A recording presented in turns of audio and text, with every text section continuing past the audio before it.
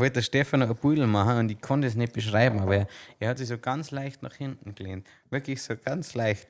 Und dann hat er 30 Sekunden gebraucht, bis er umgefallen ist. Das war so faszinierend. Also dann kippt er so leicht nach hinten und ich hätte 1000 Möglichkeiten gehabt, ihn zu empfangen. Aber ich habe irgendwie nicht gewusst, ob er mir jetzt verarschen will. Ja. Dass er wirklich der 20 Sekunden braucht, bis er hingefallen ist. Und dann voll dahin, super Kopf umgehalten, Bier umgehalten, Handy umgehalten. Ja. Also das hat er ganz spitze gemacht.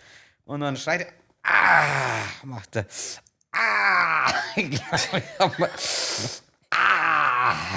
fuck, hat er gesagt. Dann sage ich, ja, du bist nur auf so einen Scheiß stark, weil du bist auf so einer Höhe, du bist umgekehrt, du bist ja nicht einmal, also es ist ja was anderes, wenn man wirklich im vollen Lauf stolpert oder, ja, aber ja, nicht aufgeht. Na, ohne Scheiß, ich muss wirklich schauen, nicht, dass mein Arschbruch. Und wir dann wirklich alle, Stefano, halt doch bitte dein Maul. Du bist aus dieser Höhe einfach auf den Popo gefallen. Ja. Du hast dann nicht den Arsch gebrochen. Jetzt sag ich, es tut zu weh. Ich sag, ja, okay, dann hast du dann vielleicht breit.